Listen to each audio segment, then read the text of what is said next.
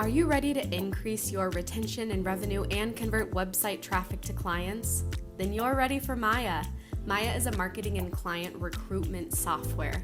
Maya creates better business relationships by pairing the right clients with the right beauty professionals. How do we do it? A matchmaker. Your brand will have its own unique matchmaking survey. By pairing people based on their skill set, budget, personality, and lifestyle preferences, Maya creates lasting relationships that keep both sides coming back for more. You don't get a second chance to make a first impression.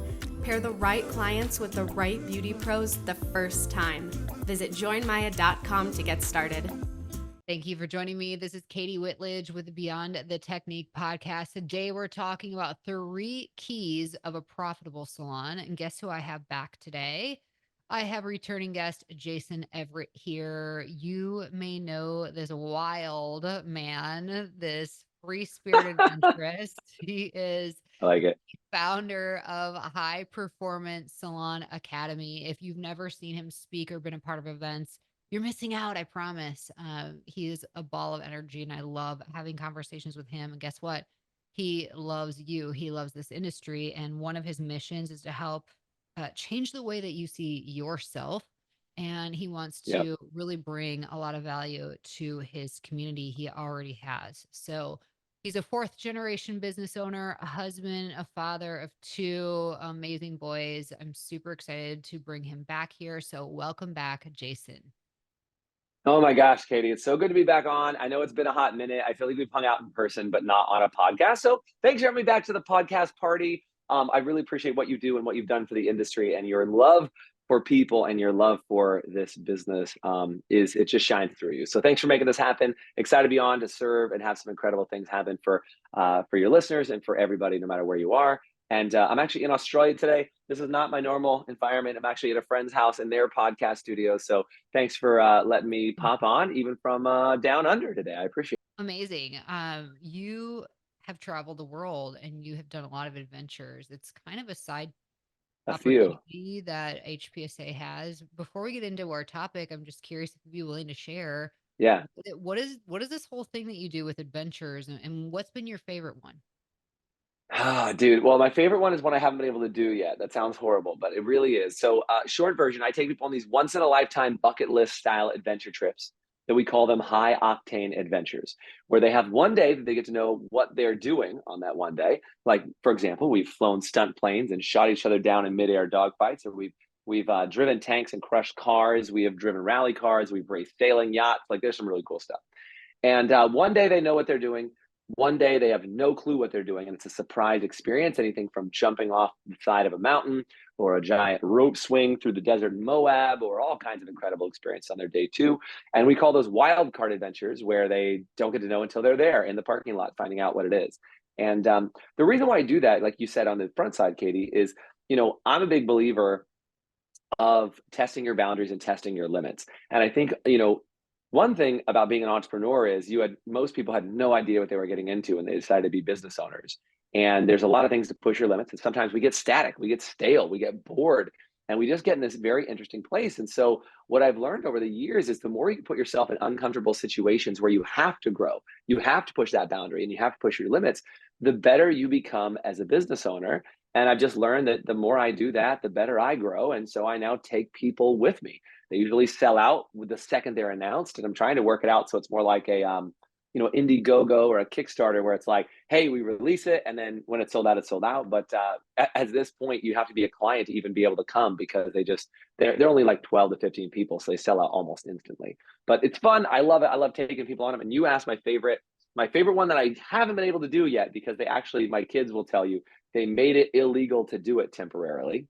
It was 4 weeks before I was supposed to go on a biplane and walk out onto the wings, strap myself to the wings as they did acrobatics while I'm holding on to the airplane. They just recently made that too dangerous to do, and it was 4 weeks before my trip, but it may come back, and when it does, I will be the first one strapped to a plane.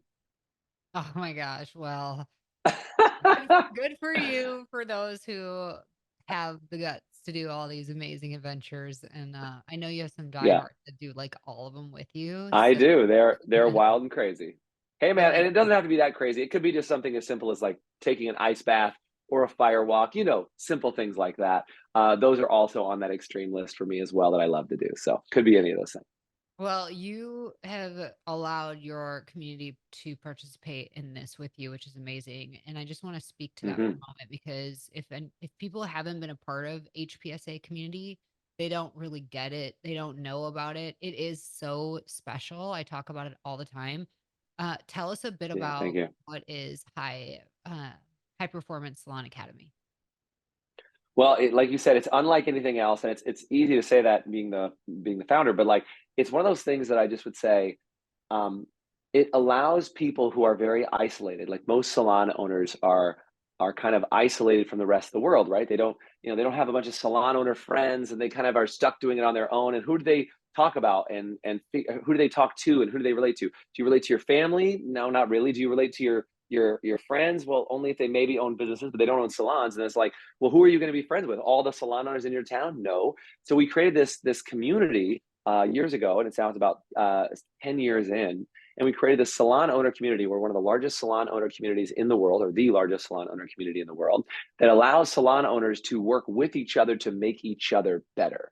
And I think that's one of the things about uniting the industry. Instead of working against each other, we have salon owners work with each other. And I think that's such an amazing opportunity. It creates some groupthink, and like when somebody learns something, the rest of the community does. And so we create, we find great tools. Like, for example, Maya is an incredible tool. As you know, I happen to know the founder. She's pretty incredible. If you don't know her, but Maya is an incredible tool. And like our salon owners inside the academy, a couple of them started using Maya. It was an incredible tool. And then the rest of them started using it because they know how valuable it is to get people placed inside their salon with the right stylist. And so what's amazing about that is when you have a community of salon owners, when something works well, it spreads like wildfire, in the best possible sense of wildfires. And it just spreads really, really quickly, and it becomes a very invaluable tool. And so that's the power of having a community that everybody's testing. And when one of them gets it, they all get it, which is Yeah. extremely powerful. And in my opinion, the way learning should be. I think traditional coaching is like one-on-one. I work with you, and if I have great ideas, then so do you. That's not how our community works. It's literally hundreds of people sharing their best practices and best ideas every single week. And that's what makes it unique and special in my mind. Yeah, and I would go on to say every single day you have an owner's call as part of the Yep. opportunity for your premium. Am I saying that right? Platinum members. But I love it. All of I them. love We it. have platinum and gold. Both Oh, both nice, programs have nice. the daily calls. Yeah. Well, okay. Well, we Yep. won't Yep. make this all about the academy, but I will tell everybody listening you need to check it out. The It's links in our cool. show You should notes. check it out. And if you listen until the end, everybody, if you're watching on YouTube or if you're listening, we have a very special gift that we're going to announce for you. You got to wait till the end to hear Whoa. how to get it. Yes. So It's a good one. It's a good one. diving into this topic, you know a little something about this. We're talking about profitability. Why is this something that we still need to really dive into for our salon community? Yeah, well, look, let's talk about profitability in salons for a second. If you've not heard this stat before, Katie, 7% of salons in America, only 7%, make a profit. Like, Mhm. that's gross to me, to be very honest. Only 7% of salons in America make a profit. 20% are breaking even, meaning they're just covering their essentials. And then the rest of them are actually paying to go to work every single day. And I don't mean they literally are reaching into their pocket and paying to go to work, but what happens is, let's say they were earning, 50 grand a year, 75 grand a year, 100 grand a year working as a stylist. They go and open a salon and they were making 100 grand a year. Now they're only making 50 grand a year or 60 grand a year. And so what happens is they make less money to work for themselves, and that's garbage. Or they're working behind the chair and they're not paying themselves a reasonable owner's salary, and they're behind the chair income. And so they're actually offsetting the income of their business by them working behind the chair, and they're doing all these jobs. And they go from having one job and making decent money to having 50 jobs and making poor money. And I always just say this about profit. I mean, as you know, I wrote a book called Profitable Salon Owner a couple of years ago. It's a great book if you get a chance to read it. And one of the things that in that book that we talked about was that employees, if they don't get a paycheck, right? If I worked for you, Katie, and I was your employee, and the very first week on the job, you were like, "Hey, Jason, sorry, we can't pay you this week. I need you to work for free next week until we can get some money in the bank account."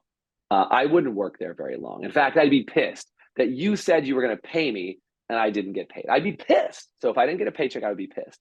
But as owners, when we don't make a profit, we're not pissed. right? Like you're a business owner, I'm a business owner, and the owners that are listening, like how many times have you not taken a profit check and you're like, oh well, that's okay. I'm just going to reinvest in my business. I'm working on growing it. Like I'm okay. And so we establish these really poor habits inside of our business that says it's okay that we don't earn a profit. And so we become complacent and compliant with this idea that it's okay if we don't earn a profit. But if you were an employee, you would be pissed if you didn't earn a paycheck, right?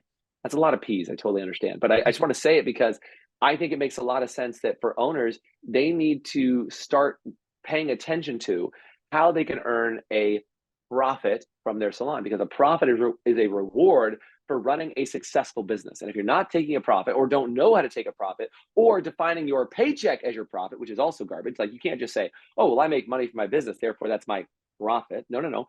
Your profit is after you pay yourself your behind the chair income, after you pay yourself a reasonable owner salary. The profit is a reward for you taking a risk and owning the business without doing any work inside the company. Think of it like a profit dividend you would get from owning a share in Coca-Cola or Target or some other stock. You don't have to work for that at all. And so many people just pay themselves for all the work that they do and not even properly, and then say, oh, I'm making a profit. But that's not accurate. And that's why I say 7% of salons, when that was a stat according to Salon Opinion magazine, that 7% of salons actually earn a profit. And even then, it's a very small profit. So in the academy, what I teach people is how do they turn it into a 3, 5, 10, 15, or 20% profit in their business and actually have a business that turns a profit that can help them enjoy a lifestyle that they love to have. It's so exciting to talk about. And you might share this with the keys to having, like 3 keys to having a profitable salon. But what do you think the issue is? Why are only 7% of salons Yeah, profitable? What's the big gap here? yeah, easy, easy.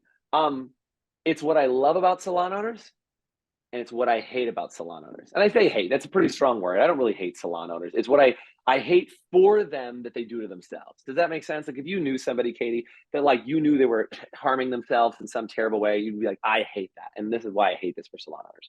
Salon owners have some of the biggest hearts of anybody I've ever met on planet Earth. That's why I love working with them. Like I used to work with doctors, bankers, lawyers, attorneys. I hate those guys. They drive me crazy. I'm sorry, my attorney. Like if you're listening, he's probably not. But like if he's listening, I'm sorry, attorney. He's not one of my favorite people. But I just say, bankers, lawyers, attorneys are not awesome people. But like salon owners have some of the biggest hearts of anybody I've ever met in my entire life. And it's also the kiss of death, because I've been working with saloners down here for the last couple of weeks in Australia, and like no different than in the US, they have giant hearts, they love on people, and they love people so much. So they do things like this. I love you so much. I don't want to have to take any more money out of your pocket. So I'm going to charge you less because I love you so much. I'm going to not tell you about retail because I don't want you to feel like you're being sold to. I'm gonna not talk about things that would be good for you because I want to protect you. And so what they do is they don't sell retail. They don't raise their prices. They don't pass forward fees. There's a lot of things that are there. And I had a salon owner who said it down here. He said, well, I never want to be seen as gouging my clients, Jason. I never want to gouge my clients or gouge my customers. I said, look, I don't want to be seen as gouging my clients and customers either. But if you go broke for running a salon, that's not good either. And I think so many salon owners are willing to run a business at a loss for the owner to keep the employees happy, to keep their clients happy. But that's not a real business. See, a business that you don't make a profit from, this will punch somebody in the face, I'm sure, but a business you don't earn a proper profit from is not a business, it's a hobby, right? A hobby you pay to go to, a business pays you to go to. And I think that's the difference for a lot of salon owners is they don't understand that every day they pay to work in their business, they're actually running a hobby. They're not running a business. And so that's where it becomes a challenge, is making sure that they're constantly earning a profit, and rightly so, earning something for, taking the risk and, doing all the big buy-ins with those brands and distributors and working with people and taking the risk to open their shop and just say, hey, I'm going to employ people. I'm going to market. I'm going to do all these things. And it's okay if I make a paycheck for being here. And our paycheck that I make is, yes, a paycheck, but also profit, which leads me into one of those 3 things. Are you okay if I get into those 3? Yep. Yep. Yeah. So I think there's 3 things. If you want to write these down, unless you're driving a car while you listen to podcasts or whatever, but please write these down somewhere. There's 3 things. You got to pay yourself right. Number 1, you got to pay yourself first. We'll talk about that. And then you got to pay forward. You got to pay yourself right, pay yourself first, and you got to be able to pay it forward. And those 3 things are the keys to having a profitable salon. I'll explain each of those three keys. I don't really talk about those three things very often. So only on your podcast, Katie, I'm talking about these three things, but I talk about them in separate arenas. Okay. But number one, pay yourself right. So there's 4 different incomes every salon should have. And I just taught this literally last week. I was in Melbourne and then in Adelaide and then in Perth. I was teaching this. So I'll teach this part to you guys. This was here. Is that you got to pay yourself right. Number one, pay yourself for the owner's, pay yourself for the time that you spend behind the chair. If you're a service provider and you're behind the chair, you got to pay yourself for that. Then if you do owner's job, manager's job, receptionist job, cleaner's job, whatever, pay yourself for that job. That's the second income. So number one is behind the chair income. Number 2 is your owner and manager's pay. And there's 2 more here that are really important. Number 3 is your profit, like we've already talked about. Pay yourself a reasonable profit, which I would recommend you do every quarter. You take profit out. And then, and again, if you want to know how to do profit, that's a different conversation. But you take your profit payout, even if you start with 1%, and you pay yourself, and we'll talk about that in kind of the second point. And then the 4th income stream that you can have as a salon owner, this is what a lot of them miss out on, is real estate. Owning the building that your salon is in. Now, if you're like, oh, I'm in a strip center, I'm in a mall or something, I can't do that.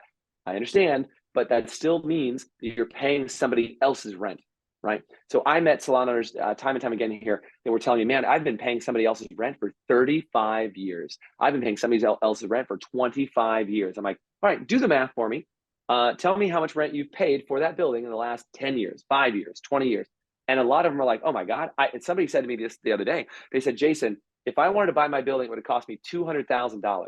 But do you know how much in rent I have paid for the last 10 years? And it was like $780,000 they've paid in rent. Or they could have bought the building for like whatever it was, 200,000 or 300,000.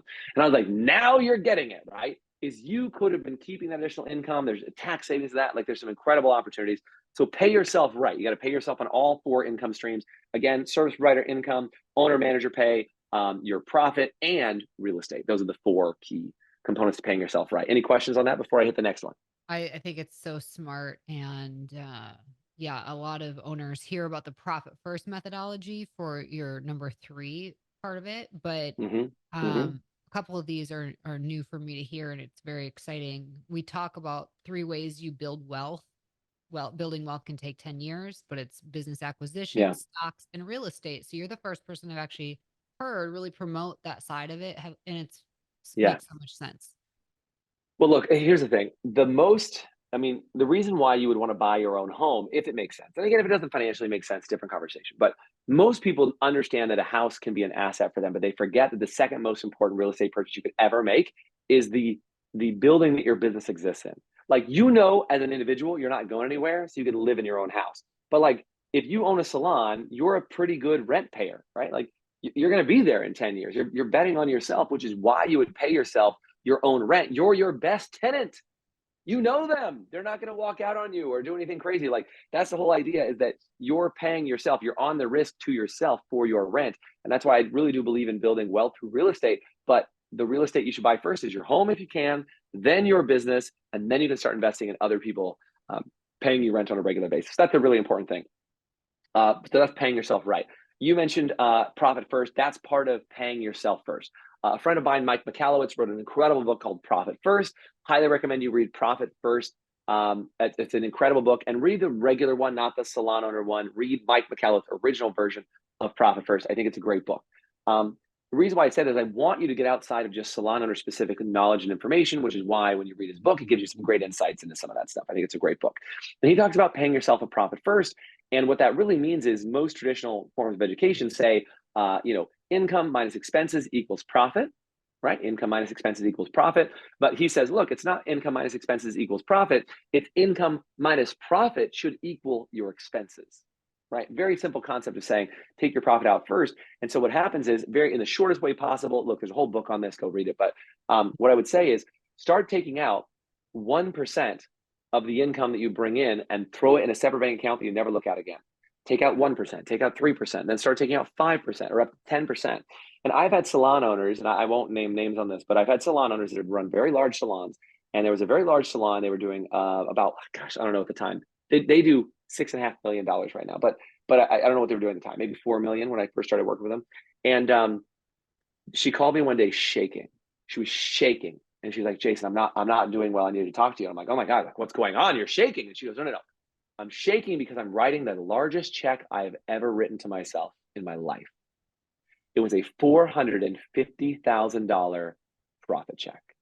And she said, it's not just that I'm writing this profit check, but I'm writing profit checks to my shareholders in the business. And she's like, this is the best I have ever done in my entire life. Thank you for introducing me to this idea of paying out my profit first, because I used to just reload all the money back in the business and reinvest. And by the way, what was crazy is she said, not only did I grow this last year the exact same way that I had the year before, but I didn't just cycle all my money back in the business, and I still grew the same amount. And that's the power of paying yourself first, is now she can grow. And she called me up recently. She couldn't come to a training. She said, Jason, I want to apologize to you for not coming to your last training, but it's your fault that I'm not going to be there. And I'm like, all right, this is how she talks to me, by the way. Crap first. So he goes, I wanted to apologize for not coming to your training. This was the last training we just did in Minnesota. And she goes, I just moved into my new vacation property that I bought in upstate New York with all the additional money my business was making. And so I needed to get that property set up, and like, my team will be there at your training. They're taking great care of the business, and I'm great. I just wanted to let you know I'm not going to be there because we're doing so well. And I'm like, come on, like, how do you not like take a little bit of pride in knowing that you're involved in something like that? And that's the power of paying yourself first as the profit portion of the business. And again, like I said, if you don't know how to do that, start with 1%, read the book. There's some great tips. And in my book, Profitable Salon Owner, I have a whole chapter on this idea of paying yourself first. There's a lot of really great tools in there as well. Oh, Cool. So that's so number 2. smart. Well, and it's, if people aren't lit up after hearing about that story of what's possible, Right. then, you know, Yeah. that right there alone is like, this is why we dig in our heels and we get it done. Okay. So we have our first 2 keys. We have one more. Profitability. Yes. Yeah. And I think this is the deal, Katie, is that, I talk about those numbers down here, and those numbers seem crazy for people sometimes in Australia. They're like, oh my gosh, $450,000. Like, you might be on this line, you're like, Jason, I'd be happy as I'm listening to this if I could make an extra $450. Like, I just would like to have some profit from my business. What I would say is all those numbers scale down to, if you need to make $400 or $4,000 or $40,000, those numbers are available to you. And I would say if you're running a business and you're doing $1 million a year and you're not earning $100,000 take home as your business profit, then you're doing something wrong. Please call and get some help. And look, I'll be the first one to say, like, business coaches are kind of like flavors of ice cream. They don't all taste the same to everyone. Like, Katie, I don't know what kind of ice cream. If you were to go to Baskin Robbins with me, what would you order? What would you order? A scoop or 2 of something? What would you get? I'd probably get strawberry. Strawberry. Okay, that's a great plan. Would you just only get strawberry? What if you get 2 scoops? You get strawberry or you just get 2 No, I strawberry? don't mix them like that. I'm not that person. No, wouldn't do it. Okay, all right, fantastic. So this is the thing. Katie's a strawberry gal. I would probably get something like mint chip and maybe either like a cookie dough or something like that. That's kind of more my speed. I love that stuff. And I would love to mix flavors, and it's all good. But what I talk about that because as business coaches, you want to find your flavor, right? You want to find your flavor, and getting advice from somebody, if you're not running your business at the level of success that you want, getting advice can be really important. And just remember that all coaches are different. And like, I know I'm not for everybody. Like, I'm super clear. If you're not high energy, if you're not enthusiastic, if you're not humble, and if you're kind of an a-hole, we shouldn't hang out. Like, I have a no jerk policy. I have a you have to be ambitious policy. I've had people tell me, they're like, Jason, you're too ambitious for me. And that's okay. Somebody just told me the other day, they said, Jason, you guys are always talking about growth, and I don't really want to grow. I just want to be able to sell my business in 5 years. And I was like, okay, that's fine. If that's your goal, but like, then you shouldn't hang out with us, because everybody around you will be like, what are you doing next? Where are we going? What's going on? So I really want high energy, ambitious, humble people that are amazing human beings to work with. And if you're that type of person, we should maybe hang out. But I think, the idea here is, find people around you, find somebody that can help you if you're not earning. And by the way, if your salon hasn't hit $1 million a year and you're like, man, I've been stuck at the $300,000 mark for 10 years or 30 years, you should probably also get some help if you want to grow. If you're happy with what you're doing right now, don't get a coach. But if you want out of that trap, there's probably some things you're doing that you can't see yourself. Get a coach. They'll point out your blind spots and move you forward. Cool? Amazing. You ready for number 3, Katie? We are, yes. All right. Okay, number 3. All right, number 1 was pay yourself right? We talked about the 4 types of owner's income. Number 2, pay yourself first, which is that profitability piece through Mike McCallow. It's brilliant, man. I just can't endorse his stuff enough. And then number 3 is pay it forward, which is what I mentioned earlier. I mentioned pay it forward. So what does pay it forward mean? Well, of course, I am a big believer and proponent of like, if you attend a church or if you have a charity that you believe in, like I do go to church. I contribute to a bunch of programs. I actually do. My wife and I have adopted children in other countries. I don't mean they live in our house. We like help support children in other countries, right? Through an organization called Compassion International. So we pay forward on things like that. And I also pay it forward through, I did a program called Big Brother to Big Sisters, where I was a big brother to a 8-year-old boy as he grew up without a dad. And so I've done lots of things to pay it forward that way. And that's one way to pay it forward, but I want to give you another way or 2 or 3 or 4 or 5 to pay it forward. You need to be constantly paying forward things to your staff. And what I mean by that is not just like giving them gifts. That's not what I mean. What I mean is when you learn something, you need to teach it to them. When you learn about income and accounting and a break even and how to manage your money, it is your obligation to teach your staff how to manage money when you learn how to manage money. See, as a salon owner, you probably have access to way more information than your staff does. And you got to remember that your staff possibly grew up in a household where money wasn't talked about.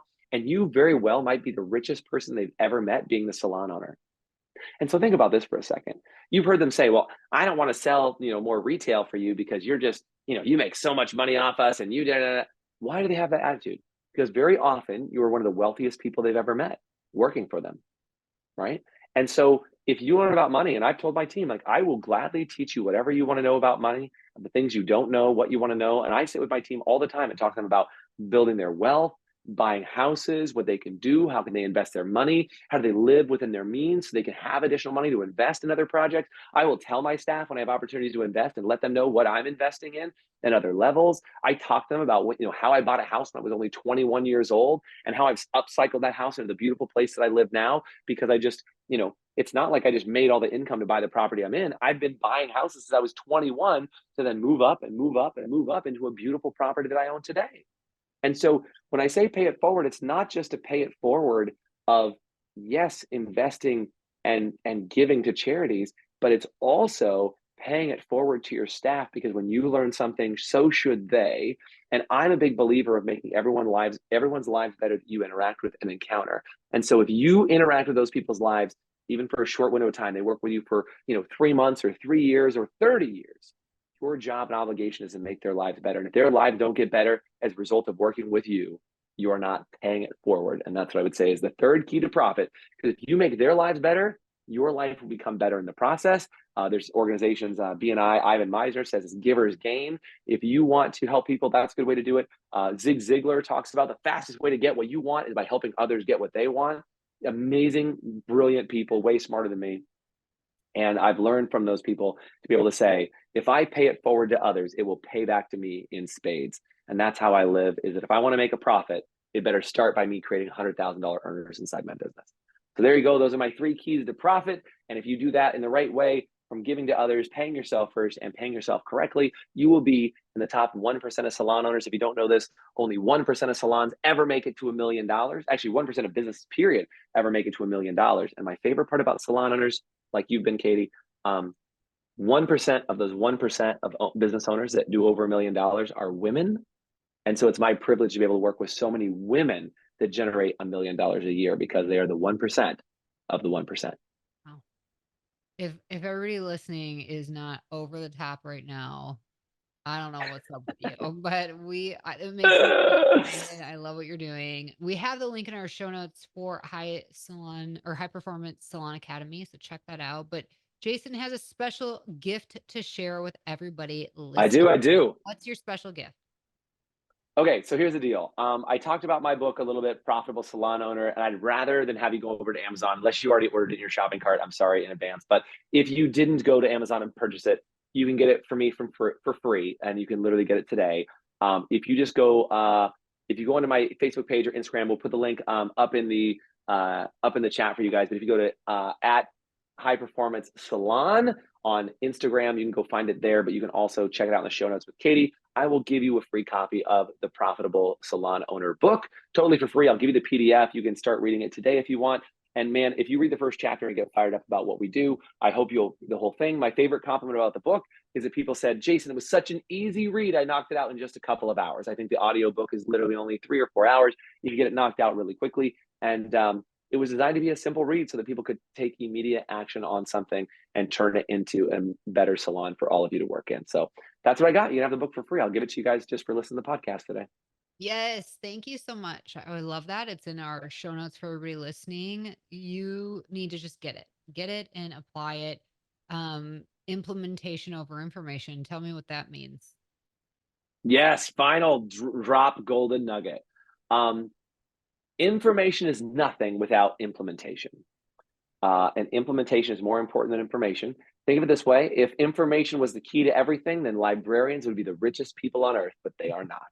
And so having the information is not as good as applying. So if you heard one thing from today's podcast that you could apply right away, maybe it's figuring out how to pay yourself first, maybe it's figuring out how to pay yourself right, maybe it's figuring out some sort of charitable organization or a way to give to your team, or something you learned today you teach your staff, then that's what I'm talking about. Is make sure that you get something implemented. Take one note away from today and get it implemented right away. Become a massive implementer instead of a information gatherer. I can't tell you, Katie, the number of people that are podcast junkies. No offense to you podcast junkies out there. I hope you do listen, but please make sure from every show you apply one thing to your business. I don't want you to be a seminar or podcast junkie. I want you to be a lifestyle junkie. That your lifestyle gets better the more you learn because you implement.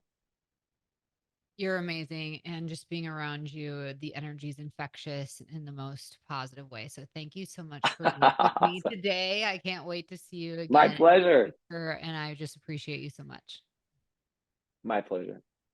And thank you all for joining us here week after week. If you appreciate this platform, we would love if you could take a moment to leave us a positive review wherever you're listening so that more people like yourself will discover Beyond the Technique, where we're here to change the way that you are supported in your business.